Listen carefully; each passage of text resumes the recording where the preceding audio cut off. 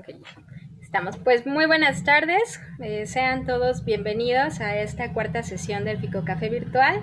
A nombre de la Red de Jóvenes Ficólogos y de la Sociedad Mexicana de Ficología, les damos la más cordial bienvenida a todos los que nos siguen en vivo, también a los que están dentro de la sesión de Zoom y también a todos los que sigan la retransmisión de esta sesión.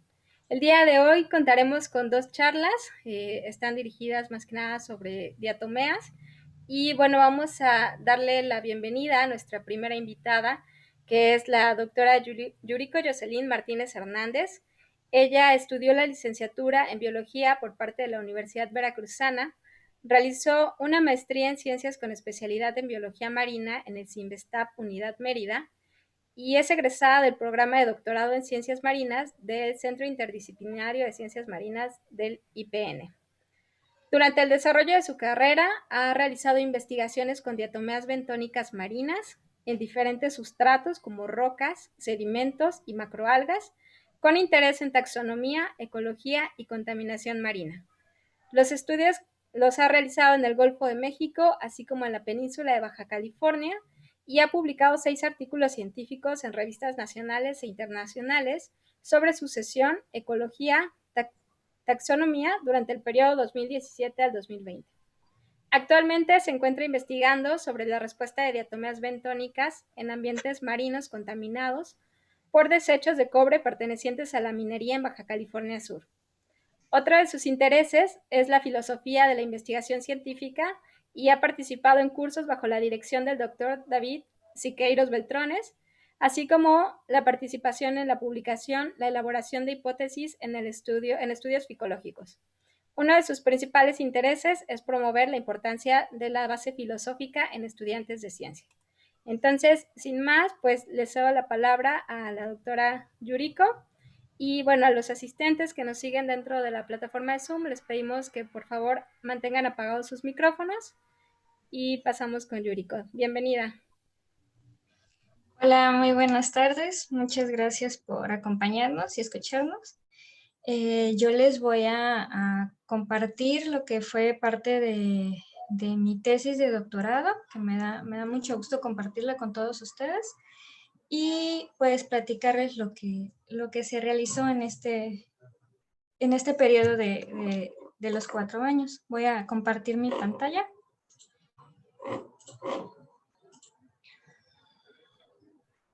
Listo, ¿se ve? Sí, ¿verdad? Ok. Voy a maximizarlo. Ay.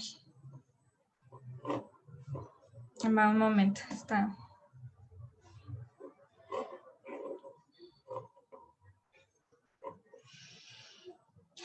Bueno, el título que utilizo ahorita por este momento es Respuesta morfológica de diatomeas bentónicas en un ambiente marino contaminado por metales.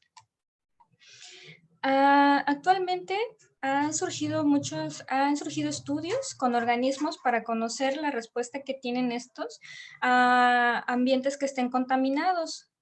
Por ejemplo, han utilizado a poliquetos, a macroalgas y a diversos organismos. Un ejemplo de estos son las diatomeas. ¿Por qué las han surgido de importancia? Bueno, las diatomeas tienen hábitos bentónicos, algunas, las bentónicas, rápida reproducción y son sensibles o tolerantes a contaminantes. Esto ha sido ampliamente estudiado en ambientes continentales, en lagos y en ríos, en donde estudian el cambio en las asociaciones de diatomeas que hay de un ambiente que no está contaminado a un ambiente contaminado, así como la respuesta que tienen esta taxocenosis. Otras observaciones que han hecho en el ambiente continental es que las diatomeas pueden presentar cambios morfológicos en su frústula, pueden presentar deformaciones. Y bueno, ¿qué hay en el ambiente marino? Los estudios son escasos y algunas investigaciones toman muestras para conocer los elementos potencialmente tóxicos, como por ejemplo metales, Y algunos sitios, pues, en el ambiente marino no sobrepasan los niveles altos de estos contaminantes. Y han registrado una diversidad baja, menor a 1.8, en algunos sitios, estos estudios. También otros han reportado que han observado cambios en la forma de vida que tienen las diatomeas. Un ejemplo es que las diatomeas que se agregan forman mucílago. Este mucílago, algunas lo forman en formaciones de zigzag y este se ve modificado. Esto que les platico es lo que ellos han observado o han atribuido al ambiente contaminado. ¿Qué géneros han encontrado? Bueno, Agnanthes, Nitschia, Navícola, Ceratoneis, Ánfora, Coconeis y Basilaria. También otro estudio reporta a Opepora crumbaini, que disminuyó en un área contaminante y la consideraron una especie sensible. Que con las deformaciones hay un estudio en 1998 que reporta a diatomeas en un ambiente marino con deformaciones, solo que estas diatomeas la mayoría son de un aporte continental, un aporte de ríos. Otro estudio que investigó en diferentes ambientes, ríos, una zona estuarina y una zona marina, en la zona marina encontró un porcentaje muy bajo, del 0.5, en un ambiente de valvas deformes. Otro estudio en la península, aquí en México, encontró una composición de especies similar a la de ambientes marinos que no están contaminados y no registró deformaciones. También cabe destacar que este lugar no tenía altas concentraciones de metales. Por lo tanto, surgió la pregunta de investigación, la siguiente pregunta de investigación. ¿Cómo responde una taxocenosis de diatomeas bentónicas a la contaminación con EPT en un ambiente marino? Es decir, la pregunta que nos hicimos es, ¿qué respuesta tendrá esta taxocenosis a un ambiente que esté altamente contaminado? Marino. Y, bueno, nos basamos en la premisa de la información que hay en el ambiente continental, donde se menciona que puede haber una afectación en estas zonas contaminadas con la estructura comunitaria, la composición de especies y frústulas deformes. Entonces se esperaría que en el ambiente marino quizás pudieran responder así. Nos planteamos una hipótesis nula. Esta hipótesis nula menciona que la taxocenosis, las asociaciones de diatomeas bentónicas en un ambiente contaminado no será diferente a un ambiente sin contaminar. ¿De acuerdo a qué nos basamos en esta respuesta? A composición de especies, estructura comunitaria y morfología de la frústula. El objetivo que nos planteamos fue determinar la respuesta con base a la estructura comunitaria, es decir, conocer los atributos, la riqueza, diversidad, dominancia, equidad, las abundancias relativas en esta zona, así como ver si se registrarían deformaciones en su frústula. Bueno, a continuación les voy a platicar cómo se llevó a cabo esta investigación. Un punto muy importante de base para hacer este estudio era encontrar un sitio el cual reuniera las condiciones de tener un ambiente contaminado. Santa Rosalía es una zona minera en el cual hace muchos años, en 1952 que empezó la explotación, tiempo después vertieron los residuos de cobre, los vertieron a la mitad del Golfo, y de acuerdo al movimiento y las mareas, esos residuos se regresaron a la playa y se asentaron ahí. A continuación muestro aquí unas imágenes en donde aquí está el puerto, aquí hay parte de desechos. Es conocido como las playas negras de Santa Rosalía, puesto que la mayoría tiene asentamientos de desechos de cobre, que es lo que vemos en la segunda foto. Aquí, que todavía siguen expuestos. esta fue, y es una área que ha sido ampliamente estudiada desde hace mucho tiempo para conocer las concentraciones de metales que hay aquí. Otro paso importante en esta investigación fue tener un sitio control. El sitio control, el cual no estuviera con altas concentraciones para conocer esta composición de especies, la taxocenosis, y poderla comparar con nuestro área de estudio, así como toda la información y el conocimiento que se tiene de diatomeas bentónicas marinas, para poder compararlo y conocer qué está pasando en esta área. Bueno, se tomaron muestras en el puerto, en 5 puntos del puerto, así como hacia el norte de Santa Rosalía, en tanques y en cuevas, durante mayo, enero y marzo. Los sustratos que se tomaron, se procuró cubrir todos los sustratos en donde las diatomeas bentónicas se encuentran, que fue las macroalgas, como las diatomeas epífitas, las rocas, las diatomeas epilíticas y el sedimento, para conocer las diatomeas episámicas y epipélicas. Estos sustratos se tomaron en ambos sitios. Y bueno, en laboratorio, la roca, el sedimento y las macroalgas, todo se procesó para eliminar la materia orgánica y así proceder a la identificación de especies. La identificación se llevó a cabo en un microscopio con contraste de fases, se montaron laminillas y se hicieron observaciones. Se tomaron fotografías a todos los individuos y se hizo se realizó la identificación taxonómica. Bueno, para la estructura comunitaria, los conteos, se tomó una N de 500 valvas y se obtuvieron los atributos comunitarios y un índice de similitud. ¿Qué pasa con los elementos? Bueno, el sedimento que se recolectó, aquí vemos en unas cajitas de Petri, la mitad fue ocupado para procesarse y medir los elementos que son en esta lista, aquí pongo, y la otra mitad fue la que se ocupó para identificar las diatomeas.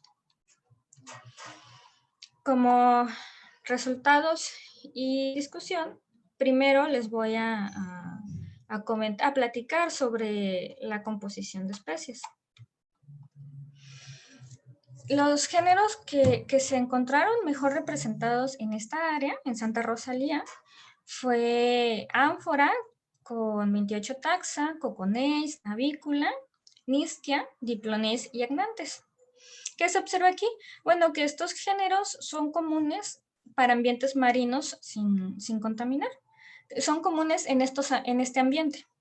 En Santa Rosalía se encontró 215 taxa y en el sitio control se registraron 397 taxa. Es una diferencia pues amplia entre cada sitio con respecto a la riqueza. Y bueno, pero ¿qué géneros se encontraron en el sitio control? Se observa que ánfora, coconeis, navícula, nitschia, diplones y agnantes también fueron los géneros que mejor representaron en esta área. Entonces podemos ver cómo a nivel de género, las diatomeas que hay en un ambiente contaminado van siendo las mismas que en un ambiente que no está contaminado. A diferencia del Lirella.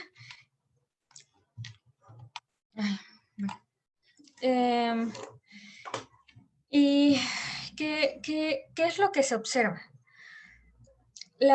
Estos géneros se observó los diferentes estudios que se han hecho con diatomeas marinas y se observó que son los mismos que son comunes en otros sitios. Se tomó de base una amplia investigación en la cual menciona estos géneros en las diferentes partes de México, como en el Golfo y en toda la península, y son géneros comunes entre sí, en Santa Rosalía, Sitio Control y en diferentes puntos de México. Pero, ¿qué pasa a nivel de especie? Lo que se observa es las diatomeas más abundantes se registraron en Santa Rosalía con Fosfatatum astuari, Coconesis scutellum, Naviculas subinflatoides, Catenula adherens, que vemos aquí, Staurophora salina, y en el sitio control, Navicula diversistriata, Lignophora flavellata y Coconesis scutellum. A una manera más específica, aquí podemos ver una lista de las diatomeas más abundantes, una tabla comparativa sobre el área del puerto, el puerto de Santa Rosalía, que es el sitio contaminado, en la costa, que también es el sitio contaminado de Santa Rosalía, y el sitio control. Y bueno, aquí observamos que las diatomeas que son abundantes en el puerto no se registran con una alta abundancia en la costa y tampoco en el sitio control, y viceversa. Las que fueron abundantes en el sitio control, solo Coconesis scutellum, que es una diatomea muy común del ambiente marino, de ambientes epífitos, y en el puerto presenta otras Naviculas inflatoides, Staurophora salina, Samodichium constrictum, otras diatomeas diferentes, abundantes. Entonces, ¿qué es lo que se observa aquí? Bueno, comparado con los estudios que hay en ambientes marinos, se ve una diferencia a nivel de especie, pero esta observación se hace ya que las diatomeas responden a diferentes ambientes, proliferan dependiendo del ambiente en el que se encuentren y las condiciones. Entonces, esto se ha visto en todos los estudios a nivel de especie. En cada estudio, ya sea en la península o en el Golfo, van a presentar una composición de especies diferentes, pero más que nada es relacionado a las condiciones en las que ellas se les favorece. También se ha observado que las diatomeas habitan en parches. ¿Qué quiere decir esto? Bueno, que en el sedimento se congregan algún grupo de diatomeas y en otro punto se pueden encontrar otras diatomeas que sean abundantes. Entonces, comparado con esta información y con lo que se observa en estos tres sitios, pues más que nada lo que observo es que es debido a esto, a la proliferación individual, no a un área contaminada. Y bueno, para seguir comparando con los atributos comunitarios, esta información, aquí primero observamos lo que se registró en el sitio control. Vemos que hay una riqueza que va desde los 20 taxa hasta los más de 50 taxa, una riqueza que es común en ambientes marinos.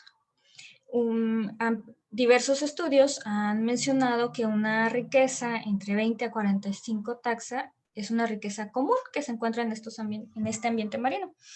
Entonces nosotros nos basamos en eso para observar lo que pasa en el sitio contaminado, que es lo que vemos aquí, en puerto y costa. Entonces la riqueza sí se encontró unos puntos bajos, como es en roca, menor de 10, una riqueza menor de 10 taxa. En el punto 5, una riqueza igual.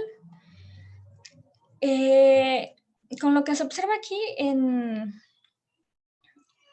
estos puntos, más que nada puede deberse a diversos factores. La roca que puede estar expuesta a desecación, ya que fue recolectada en la orilla de la playa del puerto. Pero esta riqueza baja es importante compararla con los valores de diversidad, ya que no podemos guiarnos solo de estos valores.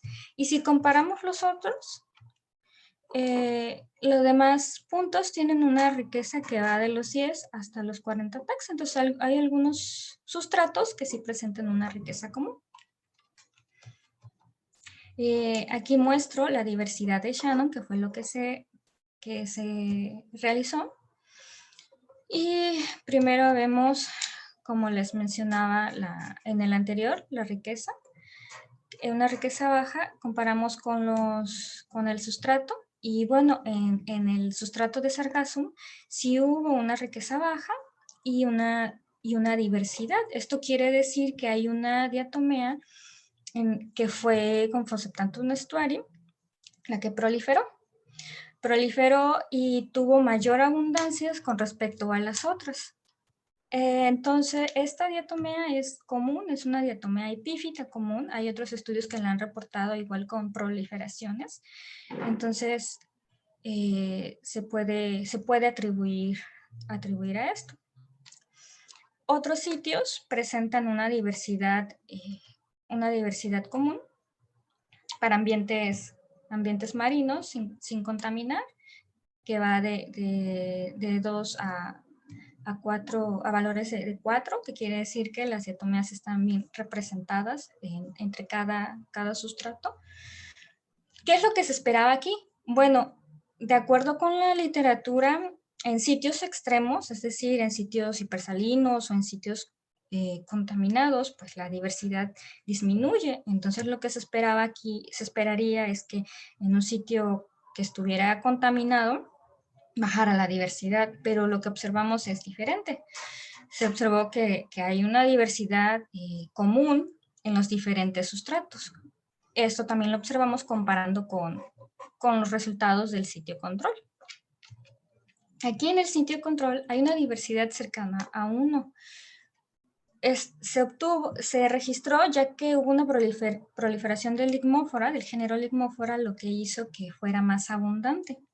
Entonces, por eso se registró este valor. Y esto los comparamos con el índice de dominancia, con los valores de dominancia, y vemos que tanto en los valores bajos de diversidad hay una dominancia alta, que es lo que les platicaba por esta diatomea. Entonces, la mayoría de los sitios presenta una diversidad común, pero lo que sí causa un poco de ruido son estos valores que habría que identificar. Quizás se debe a una sucesión que estén pasando las diatomeas. También cuando las diatomeas están en una sucesión suelen bajar sus valores de diversidad para con el tiempo restablecerse. Y bueno, la similitud entre los sitios. Aquí se observa una agrupación por sustratos, lo cual es común en estas diatomeas. Y hay una separación entre la taxocenosis de tanques y cuevas, que es de Santa Rosalía, de las playas, con el sitio control, y se separa una taxocenosis diferente que existe en el puerto de Santa Rosalía.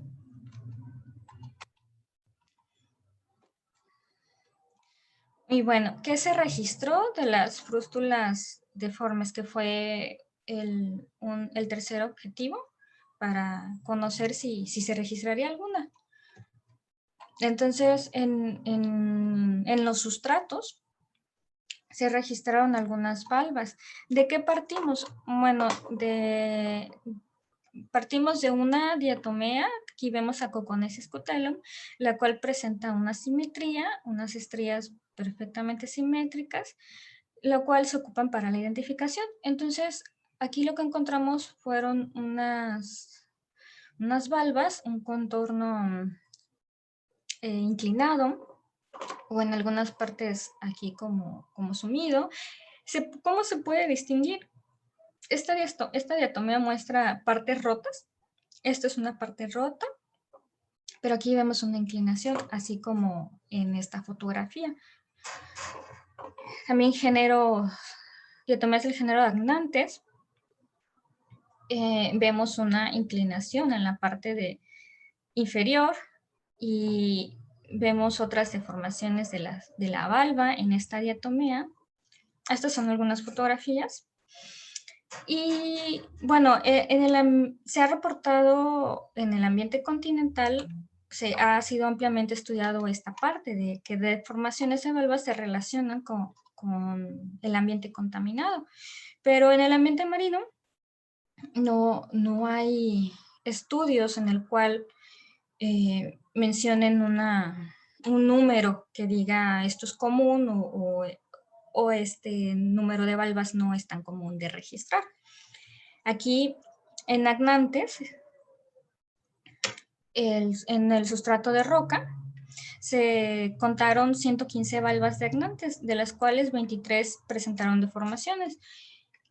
Esto representa un 19.65%. En otro género, en otras diatomeas del género Agnantes, en el sustrato del sedimento, de 56 valvas que se contaron, se registraron 8 deformes. Esto representa un 14.28%. Esos son los porcentajes que se registraron en este estudio. Y bueno, como les platicaba, es poco común encontrar esto en el ambiente marino. Y aquí pongo una lámina con más fotografías donde vemos rafés asimétricos. Bueno, un rafé asimétrico. Aquí esto es género Agnantes, solo lo dejé en género Agnantes debido a que dificulta su identificación estas valvas. Otro Coconeis, el cual pues está toda la parte de arriba deforme con respecto a la de abajo. Una ligmófora. ¿Y qué pasa? ¿Qué se ha observado? Bueno, de los diversos, lo primero que se hizo fue como ampliar la mente y ver qué hay en otros estudios, en las muestras que yo también he revisado. Y bueno, a lo largo de las muestras que se han hecho en varias partes del Golfo de México, así como en Baja California, yo solo en mis muestras he encontrado una diatomea, que fue de Coconeis sp en Boca Andrea, Veracruz, y el conteo fue una, que es esta parte, esta diatomea que tiene una ligera deformación. Y otras observaciones observaciones personales de mi director, del doctor David Siqueiros. Él menciona que también solo de observación había visto a una en un ambiente hipersalino. Entonces, si vemos esto, es solo una observación que lo que se ha podido hacer a comparación de este sitio, que se pudieron contar pues varias. Esta diatomea que yo pongo en círculo es del sitio control. Entonces, aquí les voy a platicar sobre el conteo, las valvas que se contaron. En un total, en el puerto se contaron 86. Aquí hablo a nivel de sitio, lo que representa es un 2%. Aquí se trató de observar a varios niveles. Primero, a nivel del conteo total, o sea, por sitio, que representa un 2%. Aquí a nivel de costa, solo se registraron 9, que representa el 0.17%, o sea, de todo el conteo de los puntos en costa. Y el sitio control, bueno, solo se registró uno y lo dejé así. El siguiente paso fue irnos a nivel individual por muestra en el sitio del puerto. Y bueno, aquí muestro las valvas deforme y la abundancia relativa. La abundancia relativa es el conteo que se realizó por muestra. Y arriba las valvas que se registraron deformes. Solo un sitio muestra el 7.6%, o sea, por sitio de porcentaje de valvas deformes. Comparado con la literatura, como les había mencionado, hubo un estudio en el cual reportó valvas deformes y menciona que sus porcentajes se relacionaban con los sitios que más estaban contaminados, pero estas valvas, estas diatomeas venían de aportes continentales. El otro estudio, en un ambiente, aquí es también por sitio. Él reporta un 2% en el ambiente continental, que era un río, en su total de muestras, y 1.5 ambiente estorino y menor a 0.5 en el ambiente marino. Esto es por área. Entonces, ¿qué pasa aquí? Para buscar un punto de partida, para saber si pueden responder al ambiente marino, como es algo nuevo que se encuentra, que se registra, lo que hice fue partir de la información que se tiene del ambiente continental. Entonces, en estos estudios, en esta amplia investigación, han mostrado un valor de 7% de valvas deformes a nivel de especie. Es un valor arbitrario que ellos han hecho, que a nivel de especie que puede responder a la... Puede ser un porcentaje que las deformaciones pueden responder al ambiente contaminado. Y un 5% de individuos a una muestra en un ambiente continental. Y bueno, otra parte muy importante es saber qué tipo de deformaciones, si son deformaciones leves o son deformaciones muy marcadas en la frústula. Aquí pongo un ejemplo del ambiente continental donde muestra una fragilaria con diversas deformaciones y comparadas con las que se registraron en este ambiente. Se consideró que el tipo de deformaciones que se encontraron, que son muy marcadas, así como las abundancias que se encontraron, los porcentajes a nivel de especie, como el de agnantes, pueden responder a la contaminación que hay en el ambiente. Por lo tanto, como última parte, yo les voy a mostrar los resultados que se tienen sobre las concentraciones en esta área, las concentraciones de metales en Santa Rosalía. Bueno, de una manera que espero sea más visible, puse aquí esta lista, bueno, esta gráfica comparativa. ¿Cómo sabemos si el ambiente realmente está contaminado o si puede afectar? Bueno, hay valores de referencia, como por ejemplo el efecto de rango bajo, el efecto de rango medio. ¿Qué quiere decir esto? Hay diversas investigaciones en sedimento y con organismos en el cual mencionan que a determinada concentración que haya, que ellos muestran aquí, dan un valor para el efecto rango bajo y un valor para el efecto rango medio, que está tratado de compararse aquí, en el cual mencionan en el efecto rango bajo que el 10% de los organismos a esa concentración en el sedimento pueden verse afectados. El efecto de rango medio menciona que a la concentración que hay aquí, el 50% de los organismos puede verse afectado. También los valores que se registraron se compararon con el valor superior de la corteza terrestre. ¿Qué quiere decir esto? Los elementos algunos se encuentran de forma natural en el ambiente. Entonces aquí nos ponen un valor en el cual es el valor superior, el valor máximo que se encuentran en el sedimento. Pasando de ahí, ya puede haber un exceso del contaminante. Y así también les pongo la comparativa del sitio control. Si vemos con respecto al cobre, los valores son muy altos, con un promedio de 3.000 miligramo kilogramo, que hay de valores de cobre en el área de Santa Rosalía, así como el níquel sobrepasa el efecto rango bajo, pero no sobrepasa el efecto de rango medio. El cadmio, hay grandes concentraciones de cadmio en Santa Rosalía, como podemos observarla aquí, que sobrepasa este efecto. Y bueno, aquí lo hemos comparado, otros elementos que pongo aquí. También podemos observar que hay algunos que sobrepasan o están cerca del efecto rango bajo, pero por ejemplo el zinc también hay grandes concentraciones de zinc. El plomo no sobrepasa el efecto rango medio, pero sí el efecto de rango bajo.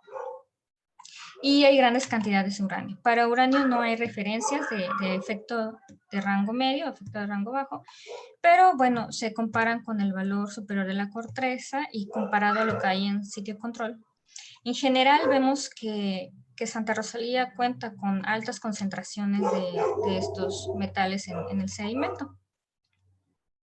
Otro factor muy importante para comparar estos resultados y que hay en el ambiente es el factor de enriquecimiento normalizado. ¿Qué nos dice esto? Bueno, este factor nos dice que a un valor de 10, los elementos que sobrepasen el área está altamente contaminada. Y así, si pasan un valor de 50, el área está extremadamente contaminado. Entonces aquí vemos que estos elementos potencialmente tóxicos pues sobrepasan, tienen un alto factor de enriquecimiento en el área de Santa Rosalía. Y bueno, entonces ya observamos que en el área, o sea, en el área del puerto y de la costa Santa Rosalía está altamente contaminado y se observó las asociaciones de diatomeas que hay en el lugar. Entonces, ¿qué es lo que pasa aquí? ¿Qué es lo que se observó? Se observó que la composición de especies es similar a la de otros ambientes que no están contaminados. La taxocenosis también, perdón, la estructura comunitaria también es común de sitios que no están contaminados, pero sí se registraron valvas deformes, aunque esto es algo que nuevo, que no hay un registro o un valor arbitrario para poder comparar. Se considera que los porcentajes que se encontraron aquí sí pueden, estas diatomeas tienen una respuesta morfológica a este ambiente. ¿Y dónde fue? ¿Dónde se encontró más? Pues en el puerto de Santa Rosalía. Esto se debe a que, bueno, en el área del puerto es una zona cerrada, a diferencia en el área de tanques y cuevas, que es una zona expuesta. El ambiente marino a oleaje expuesto, esto puede hacer que las diatomeas no se vean afectadas o no tengan una respuesta cambiando su composición o su estructura comunitaria o con valvas deformes, ya que se encuentran a diferentes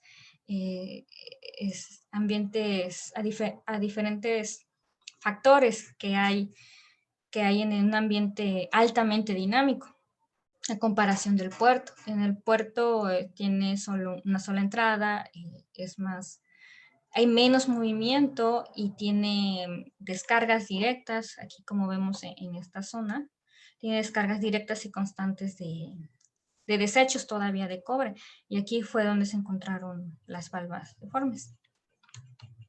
Entonces, para finalizar, con respecto a la hipótesis, no se rechaza la hipótesis nula con referencia a la composición de especies, ya que estos géneros registrados son comunes para el ambiente marino, que es lo que mencionaba, así como en la estructura comunitaria.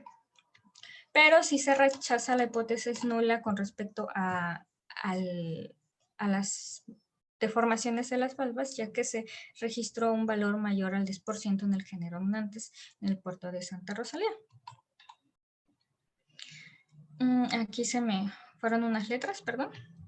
Y bueno, agradezco mucho a todo mi comité que participó aquí conmigo, ayudándome en esta investigación.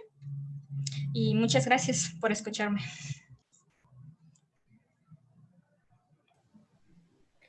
Muchas gracias, Yuriko, por tu charla. Estuvo muy interesante. Bueno, no sé si alguien de los que está presente en la sala quisiera hacer alguna pregunta a Yuriko. Sí, adelante, doctora, puede abrir su micrófono. Felicidades, Yuriko, por tu trabajo. Gracias. Está de veras muy bonito y me llama mucho la atención que encontraste valvas deformadas en un lugar donde hay mucho uranio. Yo creo que sería otro tema muy a resaltar de las asociaciones de estos niveles de uranio y de cadmio en tus diatomeas deformadas. Y también me llama mucho la atención, yo también he encontrado en el río Lerma muchas diatomeas deformadas, pero los porcentajes son iguales de bajos que en tu caso. Entonces, sí, seguramente responden a algún factor de algún metal pesado, seguramente. Mi pregunta es si ustedes hicieron, aparte de metales pesados, organoclorados, o hicieron un estudio de la vocación de ese puerto, de lo que está como virtiendo, ¿no? Okay. No, para esta investigación no se realizó otros agentes.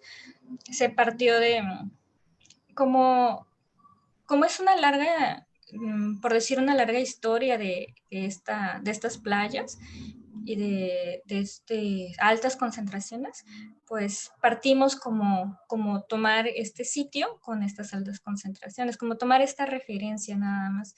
Ujú. Está muy bonito tu trabajo, muy bonito. Gracias, gracias. Sé Yuriko.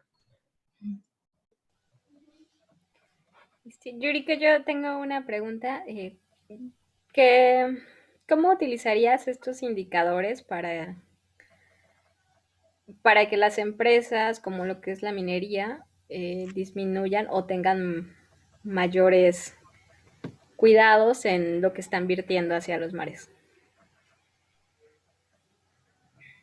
Y lo que haría es, bueno, me gustaría también es que se sumaran todas las investigaciones, o sea, se sumaran mi observación, que es con la base de la cadena trófica, las diatomeas, y sumar todas las investigaciones que se están haciendo ahí para hacer como una interpretación general, ¿no? Porque el ambiente es altamente dinámico, entonces uno esperaría de que el ambiente está súper contaminado y que realmente haya como una afectación muy grande, ¿no? Pero ya sí, cuando me encontré con mis resultados, dije, bueno, sí, o sea, es el ambiente marino, hay oleaje, hay corrientes, hay mucha alta dinámica, ¿no? Otras investigaciones se han encontrado deformaciones ay, se me fue el nombre, en almeja chocolata y otras altas concentraciones en pulpa. Entonces, están haciendo estudios en tiburón. Me gustaría como que conjuntar todo eso y y sí considerar que no se siga invirtiendo, porque ya se reabrió la minería en 2014, se volvió a reabrir, y supongo que ya está más regulado los desechos, pero lo siguen teniendo ahí en una cajita de madera, ahí siguen teniendo los desechos, entonces con la escorrentía, con las lluvias escasas o el viento, se pueden seguir vertiendo. Pero sí, sería como conjuntar toda la información y poder mostrarlo, ¿no? Uh-huh. Okay. Muchas gracias, Rico. No sé si Sí. hay alguna otra pregunta. Me parece que no. Entonces, pues te agradecemos mucho tu participación y aceptación dentro de esta sesiones del Fico Café Virtual. Y Naya, bueno, encantada. Me ayuda a volver a platicarlo. muy bien, pues estuvo muy interesante. Muchísimas gracias por tu Gracias. participación. Gracias. Voy a detener pantalla. Gracias. Uh-huh. Y bueno, para dar continuidad a lo que son las sesiones del día de hoy, pues a continuación les voy a presentar a la doctora Isabel Israel Alcántara. Ella cuenta con un doctorado en estratigrafía de cuencas lacustres de la Universidad Milán, Italia. Es fundadora de un laboratorio de estudios de lagos y paleoambientes con colaboraciones nacionales e internacionales. Sus principales ejes de investigación se enmarcan en el análisis de las diatomeas desde el neógeno al presente. Destaca su hallazgo de una nueva especie marcada fósil para el neógeno, Thalassiosiria huitzeonensis, en estratos miocénicos del Paleólago, en Charo, y fungió como responsable de proyectos relacionados con paleoclimas y paleoambientes del centro de México y sus conexiones interhemisféricas. Aplicación de las diatomeas para el centro de México y sus conexiones interhemisféricas. Perdón, me confundí aquí. Y aplicaciones de las diatomeas para entender la calidad del agua de la cuenca del Lerma, y actualmente trabaja en la evolución paleolimnológica de los dos lagos de Patagonia para entender el cambio climático de los últimos 3.000 años. Es autora o coautora de 82 artículos y es miembro de la Academia Mexicana de Ciencias. Entonces, pues sin más, doctora, le cedo la palabra y le doy la más cordial bienvenida a esta sesión. Muchas gracias, Cristi. No sé si estoy compartiendo pantalla. ¿Sí ven mi pantalla? Todavía no podemos verla. Si, A ver. si gusta intentar de nuevo, por favor.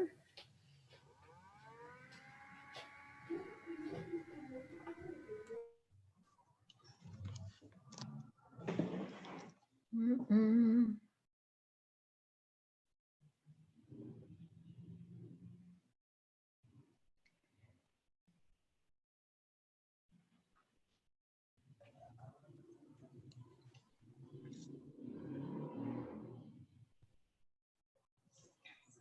¿Listo?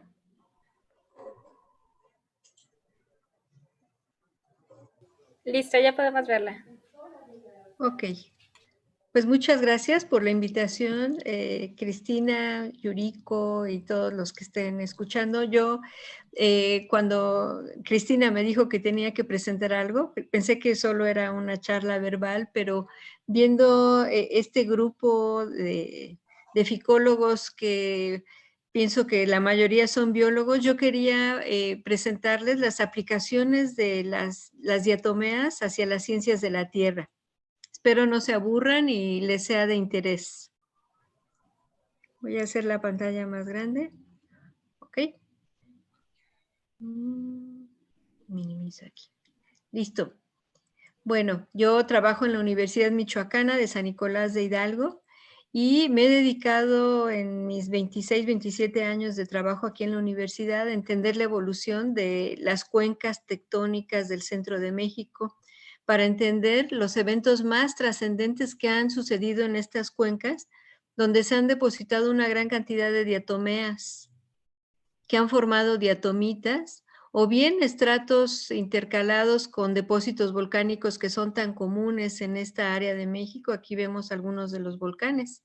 Imagínense, entre el norte de Michoacán y el sur de Guanajuato se han contado más del 2000 conos volcánicos. Muchos de estos conos han arrojado sus cenizas en cuencas, en lagos. Por lo tanto, la productividad algal, pues en estos sectores es muy alta. En estos ambientes epicontinentales, este es el lago de Cuitzeo, por cierto, que pues me ha dado muchos grandes satisfacciones. Hemos encontrado que en esta zona pues es la intersección entre dos zonas biogeográficas importantes y que la actividad humana, a pesar de que ha modulado se ha modulado también con la compleja geología de nuestro país, vemos que estos lagos generalmente están sujetos a una gran actividad antrópica, no se diga el vertido hacia los lagos a través de los ríos, de descargas urbanas que no tienen control alguno. Por otro lado, también vemos que hay eventos geológicos que han separado cuencas, haciendo que estas cuencas migren. Ha habido cambios repentinos en la profundidad de los lagos y nuestros lagos son sistemas no estables, a diferencia de algunos otros que están en el hemisferio norte y sur. Nosotros tenemos cambios geológicos muy repentinos que son materia de discusión. Más bien nuestros lagos se parecen más a los lagos tectónicos de África, donde tenemos la formación de lo que le llaman graben, que son cuencas que están limitadas por sistemas de fallas.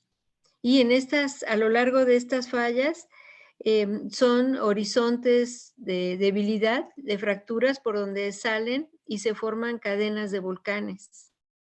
Y estos volcanes alimentan también cadenas de lagos que se forman en los límites de las fallas geológicas. Han ayudado mucho a entender, por ejemplo, cómo los ríos que están conectados a estas cuencas, aquí está Chapala, acá está Cuitzeo, y este es todos los sistemas de drenajes que tenemos en México, cómo los ríos, por ejemplo, han aislado los godeidos de estos Cyprinodontiformes, de la familia de los Cyprinodontiformes, porque gracias a esta diversificación de cuencas, por efecto de la tectónica y el vulcanismo, se aíslan y por lo tanto, o algunos colegas como Domínguez han hecho investigaciones para ver cómo se presentan estos aislamientos y en qué momentos se dan. Y justo en estos momentos, miren, hace 5 millones de años, es cuando el canal de Panamá se abre y nosotros hacia los continentes tenemos una gran cantidad de de lagos, de cuencas que se forman, que se llenan de agua cuando el nivel del mar está muy alto. Y entonces también hay sismicidad, y esta sismicidad causa fallas porque hacen que se llenen los lagos. Entonces, mis investigaciones que he realizado giran en 3 ejes principales. Uno, los estudios de las diatomitas en afloramientos levantados. Otros estudios en núcleos de sedimentos que se sacan de los lagos. Y estos registros pueden ser muy largos o muy cortos. Y el tercer punto sería los estudios que he realizado en ríos, sobre todo en el río Lerma. Vamos a empezar con los estudios que he realizado en lagos.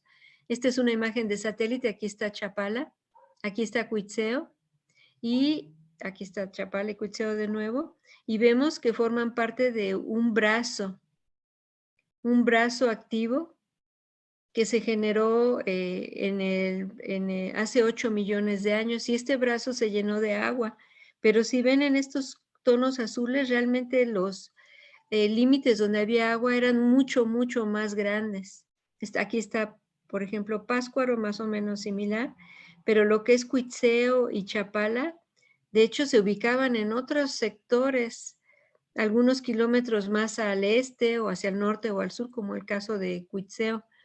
¿Y cómo se han movido los lagos? Por efecto de la tectónica. Inicialmente el lago de Cuitzeo estaba en esta zona, y por la migración del vulcanismo y de la sismicidad de las fallas, se fue desplazando hacia el norte del lago.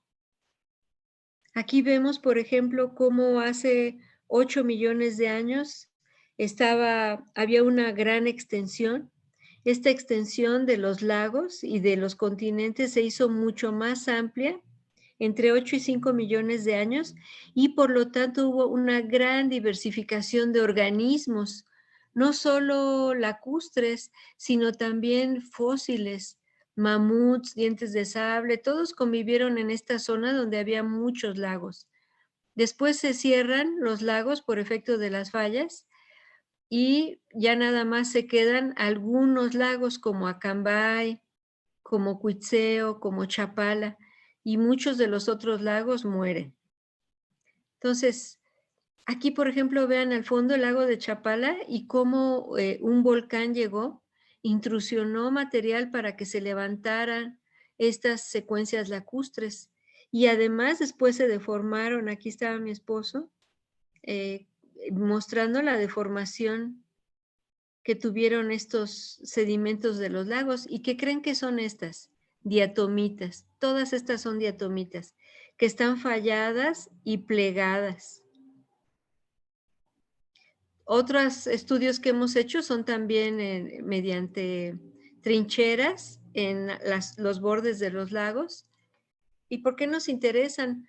Porque en estas trincheras y en los sedimentos levantados podemos ver espesores de diatomitas muy grandes. Y estas diatomitas son, como ven, tienen un alto porcentaje en sílice, pero también otros elementos que son de interés, como el magnesio, el aluminio, el hierro, etc. Bueno, les decía que hay más de 2,000 volcanes en este sector, y pues los lagos están aquí siendo alimentados por esta actividad volcánica. Todas estas bolitas son volcanes. Y estos han generado lagos, como por ejemplo en Acámbaro, que ya no existe el lago. En los sedimentos levantados podemos nosotros hacer el estudio de los últimos miles de años, viendo, por ejemplo, que en ese tiempo Stephanodiscus dominaba. Stephanodiscus es un género que generalmente es planctónico y habita en ambientes profundos. Y Aulacosera granulata es un género que es común asociado con Stephanodiscus e indica ambientes túrbidos. Y hay otras especies como Coconei, Cimbella, Gonfonema y Epitemia, que aquí nos están indicando los momentos en que el lago era profundo, con Aulacosera y Stephanodiscus, y los momentos en que el lago se somerizó muchísimo, casi dando lugar a que Stephanodiscus y Aulacosera desaparecieran. Perdón, es para que no se duerman. Aquí estamos en Zacapu. Vean las diatomitas cómo están súper deformadas, todo caótico, todo totalmente deshecho en el borde del lago. ¿Qué nos dice? Que la sismicidad ha estado muy activa en este sector. Aquí igual, como en Acambay, vemos que Aulacósera y Stephanodiscus dominaban. Y bueno, hay otros sectores ahí mismo, cerca de Pátzcuaro, donde los vertebrados fósiles son comunes. Aquí está el doctor Pedro Corona, arriba de un Gomphotherium, que es un mamut. Estas son nada más parte de sus molares, sus colmillos que tenía abajo este tipo de mamut, el Gomphotherium. Otra de las cosas que son muy interesantes al estudiar estos núcleos de lagos que sacamos de las zonas de los centros de los lagos también, es que encontramos esférulas, en algunos de ellos de hierro. Estas esférulas se estudiaron a detalle y ¿qué creen que son? Son meteoritos, micrometeoritos, que cayeron en muchos sectores de México hace 12.800 años.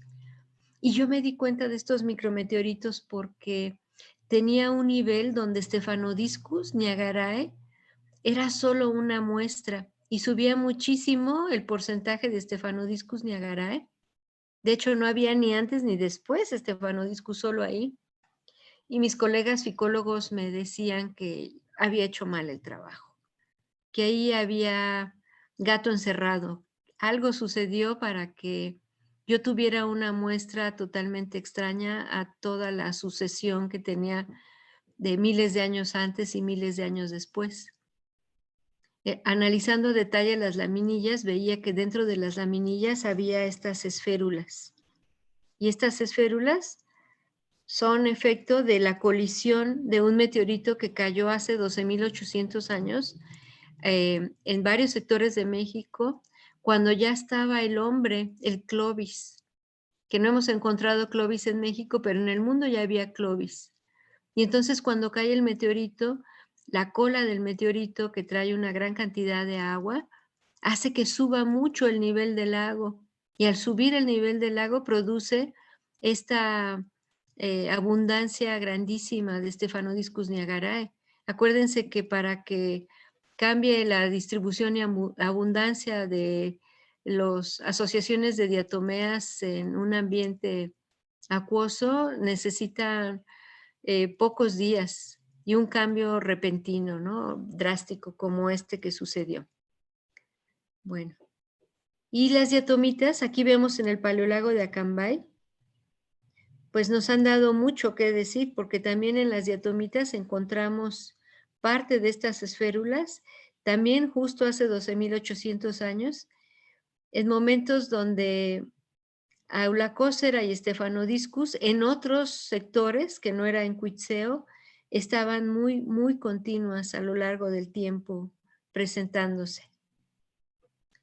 Otros estudios que hemos hecho también son asociados a cómo estas diatomitas, que son las que están en cuadritos, se encuentran a varios kilómetros, cientos de kilómetros en el centro de México, desde las zonas de Cuitzeo, de Acambay, no veo aquí, de Chapala, otras regiones, lagunitas, vean cómo están súper deformadas las diatomeas. Y entonces estas diatomeas nos van a ayudar, como se deben depositar en forma horizontal en los estratos, nos indican en qué partes de las cuencas hubo mayor deformación. Y arriba de estas diatomitas siempre encontramos fósiles. En este caso, la mayoría son de elefantes. Bueno, también podemos encontrar sismos. Estos sismos ya fueron asociados en México desde tiempos prehispánicos. Por ejemplo, miren, este es un un lienzo prehispánico que nos está indicando, estos son los sismos, que hubo 3 sismos, que se movió la Tierra, esta es la Tierra. Dice que había hielo y nubes y que hubo una erupción volcánica y que hubo estos 3 temblores, 1, 2, 3 temblores. Pero los registros que tenemos nosotros pueden ser registros instrumentales de los sismos. Por ejemplo, aquí en el 2009 la jornada dice que hubo más de 2000 sismos. Tenemos registros históricos, pero no sabemos cómo puede estos registros ser representados en tiempos más antiguos de la parte histórica. Entonces, por eso nosotros estudiamos las diatomitas, porque en las diatomitas, estas deformaciones, si nosotros fechamos, por ejemplo, si esto tiene 3000 años y esto tiene 7000 y aquí está deformado, sabemos que entre 5 y 6000 años hubo un gran terremoto aquí. Y estos terremotos, pues los vemos por todos lados, muchachos, en los registros geológicos. Miren, esta es la cuenca de Pátzcuaro, en la orilla, en el borde del lago, y vean cómo está todo deformado. Y además, esta diapositiva es también para indicarles que si nosotros sacamos un núcleo aquí y un núcleo aquí, va a ser totalmente diferente la historia, la reconstrucción. Por ello, necesitamos del estudio geológico más a detalle antes de saber dónde perforar. Esta es la zona de Acambay. También aquí estamos indicando los momentos donde hubo sismos, donde encontramos especies que están altamente fracturadas. Además, encontramos en el lago de Pátzcuaro antiguos tsunamis. Miren cómo, bueno, piensen, aquí está el lago. Inicialmente debería estar la estratificación horizontal, ¿no? Vean cómo hay inclinación y luego viene algo que cubre totalmente el borde del lago y satura con sedimentos extraños. Aquí vemos en esa zona que hubo un volcán y este volcán fue fallado, o sea, vino un terremoto y parte del volcán generó toda esta serie de pequeñas montículos. Para los que conocen Michoacán y el sur de Pátzcuaro, también formaron la isla de Urandén con este sismo, con todo el material que cayó de aquí, del volcán, hacia la parte sur del lago. Bueno, entonces si estamos viendo que ya el hombre hace 14,000 años, hace 12,000 años ya existía y sucedió algo, se extingue totalmente el hombre entre 13 y 12,000 años y luego de nuevo aparecen los primeros agricultores hace 10,000 años.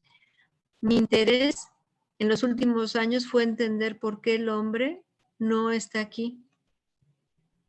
Y entonces hicimos un estudio más detallado, que es donde les digo que en el lago de Cuitzeo encontramos esta especie, Stephanodiscus niagarae, que solo aparece en una muestra y después casi desaparece. Y esto está asociado a cambios en el polen totalmente casi disminuye, y Aulacosera granulata genera también una gran producción después de que desaparece Stephanodiscus. En el momento en que es el Younger Dryas, genera un cambio de clima fuerte, baja mucho la temperatura y justo en este momento es cuando aparecen estas esférulas. Y también aparece el carbón. Grandes cantidades de carbón y miren, nada de pino, nada de quercus, nada de alnus, nada, casi de nada. Es el momento en que cae el meteorito. Ahorita estamos estudiando también la cuenca de Pátzcuaro, ya no en los sedimentos que están en el borde del lago, sino en los sedimentos levantados. Imagínense, esta es diatomita. Todo esto blanco que ven es una diatomita. Y está levantada por un evento volcánico. Y aquí en el contacto entre la diatomita y el evento volcánico está toda la diatomita quemada. Y en este contacto encontramos también mamuts de este tipo, que son los Gomphotherium que les digo. Y también cambios raros en las comunidades de diatomeas. Esta es una columna que le llamamos columna B, o sea, la sacamos por aquí y fechamos la base de este contacto del volcán. Y el volcán levantó la diatomita hace 28,000 años. Y pues está muy interesante, ¿no? Ver cómo las diatomeas, aparte de que nos dicen cómo fue la evolución de un lago en los miles de años, nos pueden indicar las asociaciones de ellas con respecto a fósiles y a otros organismos que vivían con ellas. Acá estamos haciendo rapel para poder mostrar la diatomita. Y estas son las diatomitas que están en la zona del lago de Cuitzeo también, en afloramientos levantados. Por lo tanto, podemos reconstruir muy tranquilamente la evolución porque todo está ahí. A veces es peligroso porque la gente llega y pues armada a ver qué estamos haciendo, qué estamos buscando, si estamos buscando oro, etcétera. Pero no, estamos justo trabajando. Esta es la especie que encontré en mi tesis de doctorado. Es la que les decía su compañera, Thaliasiosera cuitzeusensis, que solo aparece en estos estratos fechados en 8 millones de años. Por lo tanto, es un fósil marcador para ese tiempo en varias cuencas lacustres, que en ese tiempo también presentaron algunas deformaciones posteriores. Pues seguimos estudiando los lagos. Hemos estudiado todos estos lagos del centro de México, pero la idea es seguir trabajando en otros sectores del norte y del sur del continente para ver las interacciones de estas sucesiones de diatomeas, cómo cambiaron y si aquí hubo lagos muy amplios en el Mioceno, Plioceno, o sea, hace 8 o 6 millones de años, si en ese tiempo que hubo humedad aquí, los patrones de circulación atmosférica marino también pudieron generar grandes lagos en estos sectores, en Perú, en Chile, etc. Y para eso, pues, usamos técnicas de perforación, a veces que son muy difíciles. Miren, aquí se nos rompió la barrena al estar perforando. Este es el lago de Tacámbaro. Esto es San Pedro Lagunillas, rumbo a Guadalajara. Esto es Santa María del Oro. Esta es la isla Isabel, cerca de las Islas Marías. Y aquí estamos justo en el cráter de un antiguo volcán que se hizo caldera. Y pues trabajamos por años en un proyecto que se llamó MOLE, Mesoamerican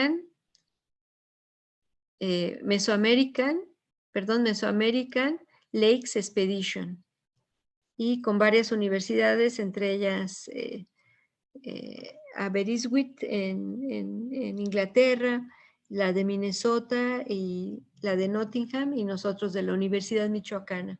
Este es el lago de Pátzcuaro. Sacamos los núcleos con estos tubos y ya en laboratorio el tubo lo fragmentamos en 4 partes para sacar botecitos para polen, diatomeas, susceptibilidad magnética y mineralogía. Y aquí vemos, por ejemplo, todo lo que nos puede decir un registro de un núcleo. Aquí vemos, por ejemplo, que hay un evento volcánico. Aquí en los 80s nos dice también que el lago inicia su contaminación. Y también aquí en Sirahuén vemos eventos volcánicos que hacen que crezcan especies que nunca más aparecen. Y es un evento volcánico, pero también es un aumento de la temperatura del nivel del lago por aguas freáticas termales que se generan en el momento en que sale la erupción volcánica.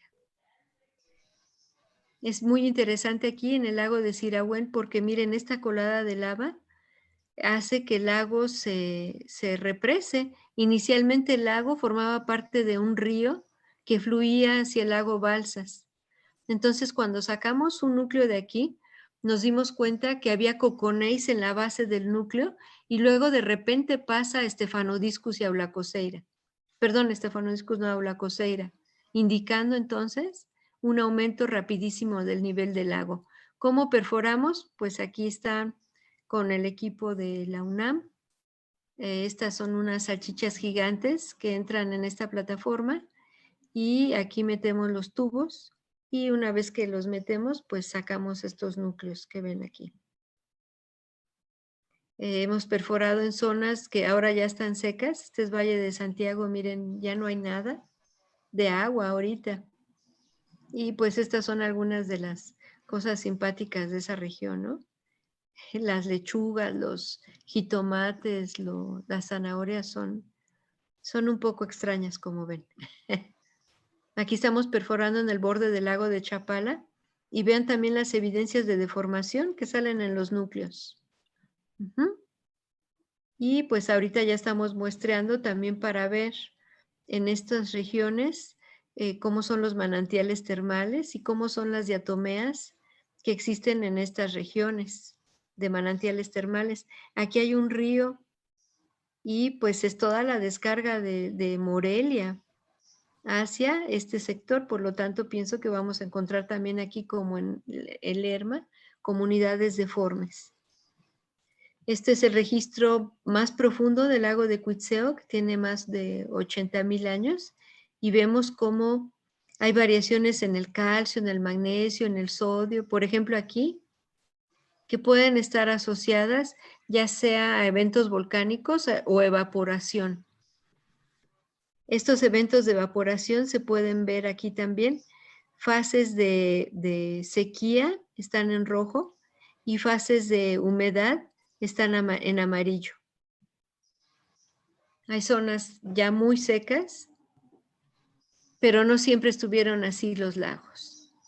Entonces, ¿qué necesitamos? Pues continuar tomando fechamientos de radiocarbono, ver zonas donde hay contaminación, ver cómo es la tectónica que produce inversiones por erosión y saber que las cuencas lacustres tienen gran potencial, ya que el registro permanece, a menos de que haya una gran erosión y que el aire se lleve las diatomeas, pero en general, este registro paleoambiental que tenemos en los lagos del centro de México nos ayudan con sus cambios bruscos a entender cómo fue la tectónica, cómo fueron y cuándo se dieron los eventos volcánicos, y también nos pueden decir y nos están indicando cómo fue el clima. ¿Para qué es importante saber cómo fue el clima? Porque si tenemos un núcleo muy largo, podemos ver si estas sucesiones del clima, cambios climáticos, fueron aleatorios o bien fueron cíclicos. Si estos cambios son cíclicos, podemos nosotros predecir qué se espera para el futuro en estos lagos sin la acción del hombre. Por ejemplo, sin la acción del hombre podemos ver aquí, podemos ver aquí cómo hay una ciclicidad en los registros lacustres, y esta ciclicidad está siendo alterada por las variaciones que tenemos de la temperatura, y esta temperatura pudo ser la que afectó la cultura maya, que hubo un abandono muy grande y pues realmente quedó todo el sureste de México sin gente. Se sigue estudiando por qué. ¿Fueron eventos volcánicos? ¿Fueron grandes sismos? ¿O fue una gran hambruna causada por un evento climático? ¿Fue la cantidad de vegetación que utilizaron como carbón para poder hacer su cemento y proteger sus pirámides? ¿O qué es lo que sucedió? Bueno, todo esto es a lo que me dedico, ver ahorita estos ciclos orbitales que pudieron haber cambiado el clima, y por lo tanto, estos factores geológicos nos van a ayudar a entender cómo fue el clima para prever acciones futuras en zonas de alto impacto por acción humana y también en zonas que están habitadas por una gran cantidad de gente, como es Guadalajara, como es la Cuenca de México, que se extrae agua, ya no de los lagos, pero sí de los acuíferos bajo los que fueron antiguamente lagos. Entonces, nosotros vemos como mexicanos que es muy diferente el concepto de los lagos europeos y de Norteamérica, pero nuestros lagos son similares a los lagos africanos, porque son lagos tectónicos con una gran influencia volcánica. Entonces, esto está generando un cambio de la visión internacional de lo que es México y de todos los procesos que se dan en México para entender cómo ha funcionado el clima.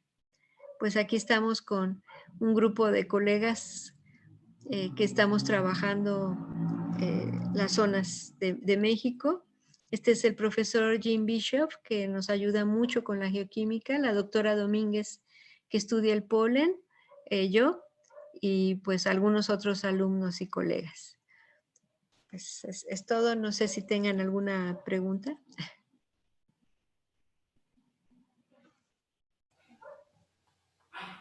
Muchas gracias por su charla, doctora. Si alguien tiene alguna pregunta, puede abrir su micrófono.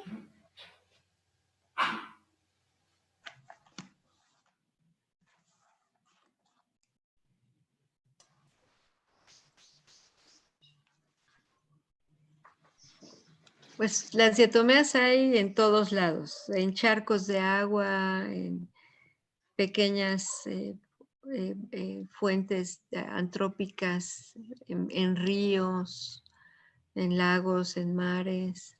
Por lo tanto, como ellas tienen preferencias, tolerancias y exigencias a las condiciones físico-químicas, pues son buenísimas para poder, como lo vieron en la charla de Yuriko, ver cambios en la distribución y en la química del agua también. Okay. Por aquí tengo una pregunta que nos pusieron a través de Facebook, que dice, ¿han realizado estos estudios en lagunas costeras? Sí, sí, se hizo en las lagunas de Chacala, en Colima. Y ahí que creen que detectamos tsunamis. Fechamos y vimos que había cambios muy bruscos a nivel litológico. Había variaciones de lo que era la playa, con mucha materia orgánica retrabajada que venía de las zonas más altas del continente. Entonces es algo que todavía no publicamos, pero sí. Hubo también otro análisis que hicimos, que ese sí está publicado, en la región costera de Chiapas. Si les interesara, sí tengo por ahí el artículo.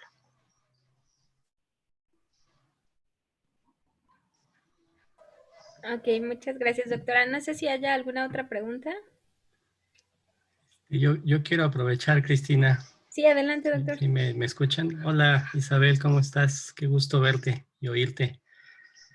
¿Cómo estás? Hace tanto bien. tiempo. Hace buen rato, Isabel, que trabajamos, que nos conocimos por las diatomeas, la biología y la geología. Y Arturo. Qué gusto, Isabel, que estés aquí participando con los jóvenes ficólogos y compartiendo tu experiencia.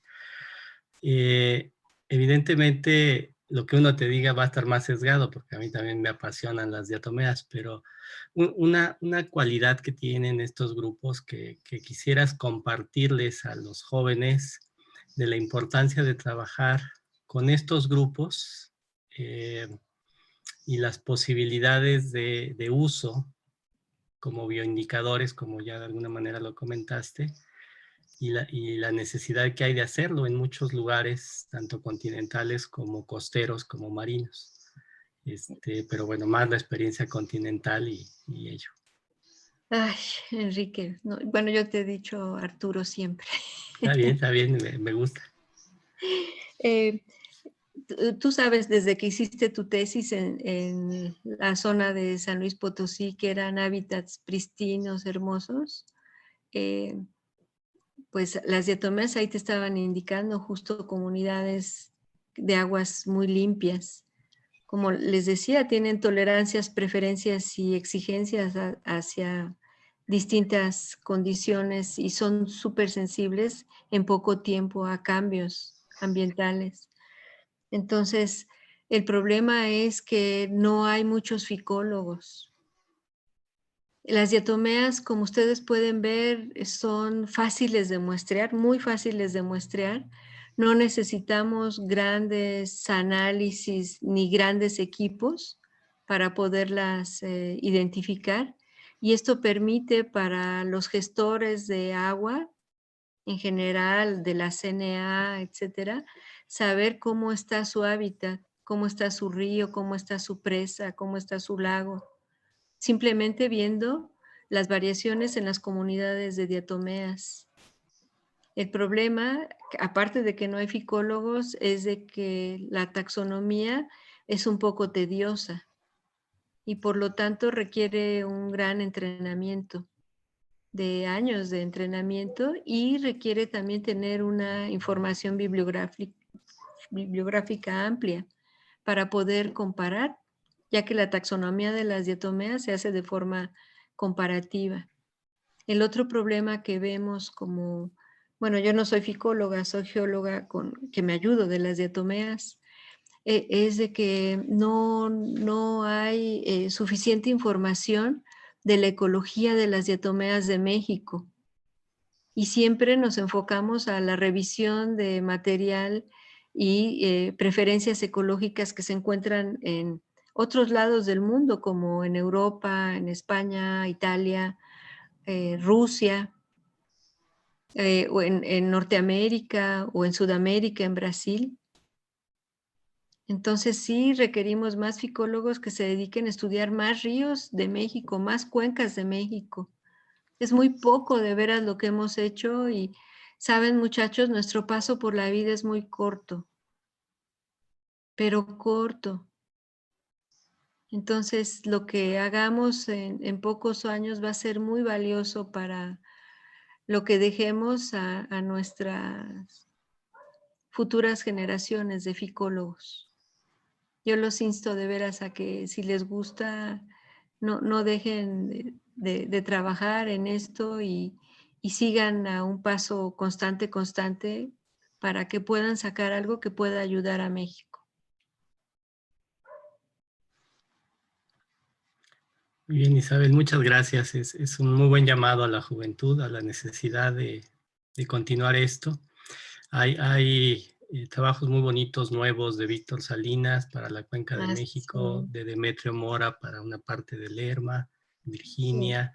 Sí. Pero sí, o sea, son hablados, ¿no? No son 20 acá, 30 allá, 40 acá. No. Y la necesidad que tiene, y además esta visión es extremadamente interesante de lo que hace Isabel, de reunir los procesos de escalas de tiempo muy grandes desde un punto de vista geológico, para cómo eso modifica en el ambiente y cómo los organismos se adaptan, se modifican en esa dinámica, ¿no? Siguiendo este grupo biológico. Y la posibilidad que tienen de ayudarnos a conocerlos, a entenderlos, pero también a usarlos. Y eso abre muchas posibilidades de empleo para el desarrollo de estos grupos, de la ciencia y de la aplicación de la ciencia a la política pública. Entonces, pues qué padre, Isabel, muchas gracias. Y ahí queda la invitación a todas y todos para que se animen a continuar estudiando el continente, las aguas continentales con múltiples ojos y la necesidad, como ya bien lo ha dicho Isabel, que se requiere de jóvenes en estas áreas. Y hay varios grupos de trabajo en el país que pueden apoyarlos. Gracias. ¿De qué? Pues muchísimas gracias. No sé si alguien más tenga alguna otra pregunta. Me parece que en redes sociales ya no tenemos más preguntas.